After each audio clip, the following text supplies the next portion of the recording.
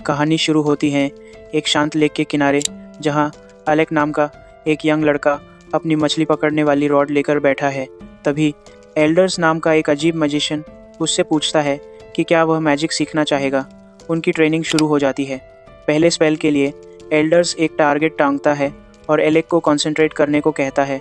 वह एक ज़बरदस्त स्टोरी सुनाता है जिससे एलेक को लगता है कि वह मुश्किल में फंसा है और उसे अपने दोस्तों को बचाने के लिए मैजिक की ज़रूरत है। पूरे फोकस के साथ वह एक फायर सर्कल बुलाता है। एल्डर्स उसे शांत होने और स्पेल को रिलीज़ करने के लिए गाइड करता है। शांत होने के बाद एलेक एक फायरबॉल छोड़ता है जो सीधे टारगेट पर लगता है। एलेक बहुत खुश होता है और एल्डर्स से कहता है कि यह स्पेल नॉर्मल स्पेल से ज़्यादा मुश्किल था, पर एल्डर्स उसे याद दिलाता है कि आम लोगों को एक मैजिक स्पेल सीखने में 1 महीना लगता है, पर एलेक ने यह सिर्फ 1 दिन में कर दिखाया। अपनी इस सक्सेस से मोटिवेटेड एलेक और सीखना चाहता है, लेकिन एल्डर्स उसे रेस्ट करने और बाकी दिन मछली पकड़ने को कहता है। एलेक बैठ जाता है पर और न सीखने से दुखी होता है। एल्डर्स कहता है कि प्रोसेस को रश मत करो, वह अपनी अद्भुत टैलेंट के कारण नेचुरली ही एक टॉप मैजिशियन बन जाएगा। हैरान होकर एलेक पूछता है कि क्या उसे सच में एल्डर्स की टीचिंग की ज़रूरत है, लेकिन एल्डर्स चुप रहता है। तभी एल्डर्स की छड़ी पर एक बड़ी मछली फंस जाती है और वह टॉपिक चेंज कर देता है। एलेक को एल्डर्स की मछली पकड़ने की इनकॉम्पिटेंस पर हंसी आती है और वह उसकी मदद करता है। दोनों जोर से खींचते हैं और ज़मीन पर गिर पड़ते हैं। मछली को बाहर निकालने की अपनी इस एफर्ट का फल देखकर गुरु और शिष्य दोनों हंसने लगते हैं। अगले दिन एल्डर्स एलेक को मैजिकल फार्मूलास पढ़ने के लिए एक किताब देता है। एलेक को उन्हें समझना मुश्किल लगता है, इसलिए एल्डर्स उसे फार्मूलों के पैटर्न सिखाना शुरू करता है और वे दिन एक साथ बिताते हैं। वे जटिल फार्मूलास का स्टडी करते हैं जब तक कि एक दिन बर्फ़ गिरना शुरू नहीं हो जाती। एलेक एल्डर्स का लेसन बीच में रोकता है और उसे एक बर्फ़ के गोले से मारता है और वे स्नो फाइट में मज़ा करने लगते हैं। लेकिन उनकी खुशी ज़्यादा देर नहीं रहती, क्योंकि एल्डर्स बताता है कि वह समर में कैपिटल के लिए निकल जाएगा। एलेक दुखी होता है कि वह उसे फिर कभी नहीं देख पाएगा और एल्डर्स उसे चेतावनी देता है कि वह कभी भी कोर्ट मैजिशियन न बने।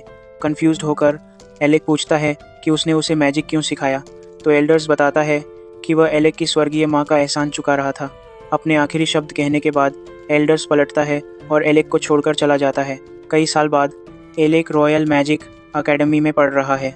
स्टूडेंट रिकॉर्ड्स देखते हुए उसे पता चलता है कि एल्डर्स ने टॉप स्टूडेंट के रूप में ग्रेजुएट किया था और एक कोर्ट मैजिशियन बन गया था। हालांकि एल्डर्स को बाद में कोर्ट से बैनिश कर दिया गया था। यह जानकर एलेक रॉयल कोर्ट पर बहुत गुस्सा होता है। एल्डर्स का एहसान चुकाने के लिए वह खुद एक कोर्ट मैजिशियन बनकर कोर्ट को बदलने का फैसला करता है।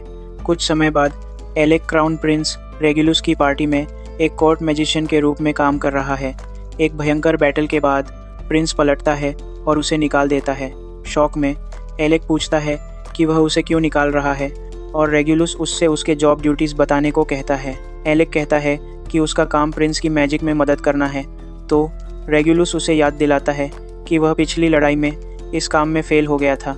रेगुलस बताता है कि वह एक स्वॉर्ड्समैन के रूप में फ्रंट लाइंस पर लड़ता है, जबकि उनकी मेज लेनी शक्तिशाली ऑफेंसिव स्पेल्स चलाती है और टैंक एक्स उन्हें दुश्मन के अटैक से बचाता है। लेकिन वह सोचता है कि एलेक के सपोर्ट और एनहांसमेंट स्पेल्स उनकी पार्टी के लिए पूरी तरह से यूज़लेस हैं। एलेक समझाने की कोशिश करता है कि वह केवल सपोर्ट स्पेल्स ही क्यों इस्तेमाल करता है, लेकिन रेगुलस उसे इंटरप्ट करता है और वीक होने के लिए उसका मजाक उड़ाता है। लेनी भी चिल्लाती है और एलेक को हमेशा पैसिव रहने और ख़तरनाक सिचुएशन से बचने के लिए ताना मारती है। वह बताती है कि वह हमेशा से एलेक के कावर्डली एटीट्यूड, डरपोक रवैये से नफरत करती थी और उसे पार्टी में सिर्फ इसलिए एक्सेप्ट किया क्योंकि रेगुलस ने किया था। रेगुलस के खुले तौर पर एलेक को रिजेक्ट करने पर लेनी और एक्स दोनों को भी उसे बाहर निकालने की आज़ादी मिल जाती है। रेगुलस कहता है कि उसने एलेक में पोटेंशियल क्षमता देखा था, क्योंकि उसने टॉप कोर्ट मैजिशियन के रूप में ग्रेजुएट किया था, लेकिन अब सोचता है कि उसने सिर्फ मनी देकर यह पोजीशन खरीदी है। एक बार फिर एलेक अपना बचाव करने की कोशिश करता है, लेकिन रेगुलस उसकी बेल्ट पर एक डैगर देखता है और उसे छीन लेता है। वह एलेक को वेपन रखने के लिए डांटता है, कहता है कि वह कॉमनर्स को उन्हें रखने की अलाउ नहीं करता।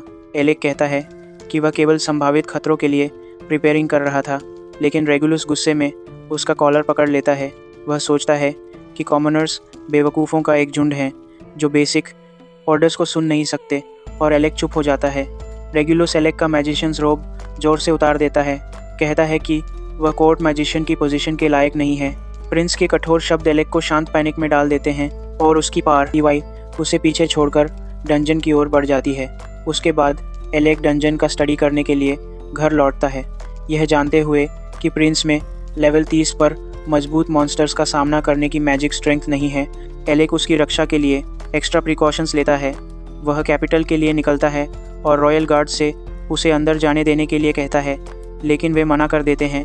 उसे याद दिलाते हैं कि उसने अपना कोर्ट मैजिशियन टाइटल खो दिया है। जैसे ही गार्ड्स बताते हैं कि कॉमनर्स को अंदर जाने की अलाउ नहीं है, लेनी बाहर आती है और फिर से एलेक का मजाक उड़ाना शुरू कर देती है। लेवल 67 में एलेक के एंट्रेंस की अफवाहों का जिक्र करती है। वह सोचती है कि उसने सिर्फ पावरफुल दिखने के लिए कुछ स्टोरीज बना ली हैं। जैसे ही वह वापस अंदर जाने लगती है, एलेक उसका पीछा करने लगता है, लेकिन गार्ड्स उसका रास्ता रोक देते हैं। फिर एलेक एक स्क्रोल बाहर निकालता है और लेनी से उसे प्रिंस तक पहुंचाने की भीख मांगता है। वह पलटती है और स्क्रोल ले लेती है और एलेक सोचता है कि वह कम से कम यह छोटा सा फेवर तो पूरा करेगी। हालांकि लेनी ठंडी मुस्कान देती है और स्क्रोल को उसके सामने फाड़ देती है। वापस मुड़कर जाने से पहले वह गार्ड से कहती है कि उसे वहां से हटा दें। उसके बाद एलेक शहर वापस जाता है। दुखी होता है कि वह 4 साल के स्ट्रगल्स के बाद भी रॉयल कोर्ट को चेंज नहीं कर सका। जब वह सोच में खोया होता है तो एलेक की फॉर्मर पार्टी लीडर योरा उसे वहां खड़े हुए देखती है। वह पलटकर उसे देखता है और योरा जल्दी से दौड़कर उसे गले लगा लेती है। दोनों एक साथ बैठते हैं और एलेक योरा को सब कुछ बताता है जो हुआ, यह समझकर कि वह क्यों डिप्रेस्ड महसूस कर रहा है। योरा को गुस्सा आता है कि गलाना किंगडम का कोर्ट इतना अनरीजनेबल है।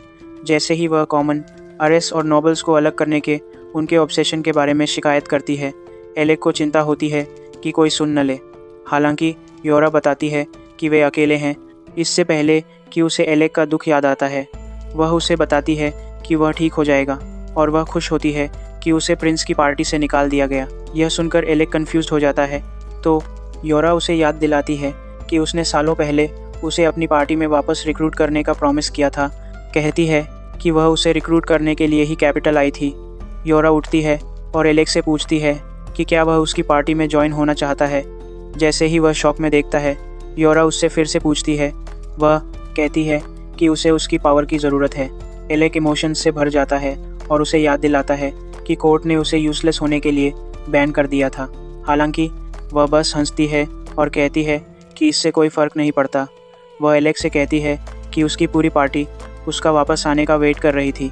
एलेक की पोटेंशियल को याद करते हुए वह उसे बताती है कि अगर वह उसकी पार्टी में ज्वाइन नहीं होना चाहता तो वह फिर से कोर्ट मैजिशियन बन सकता है। एलेक की आंखों में आंसू आ जाते हैं और वह योरा की पार्टी में ज्वाइन होने के लिए उठता है। वह मुस्कुराती है और उनके भविष्य के एडवेंचर्स के लिए बेस्ट विशेस देती है। एलेक का लास्टिंग पीरियड नामक रैंक पार्टी में वापस वेलकम करती है। जैसे ही योरा उसके हाथ पकड़ती है, एलेक को अपने पुराने दोस्तों के पास लौटने की खुशी महसूस होती है। उसके बाद वे एक साथ घर की ओर बढ़ने लगते हैं।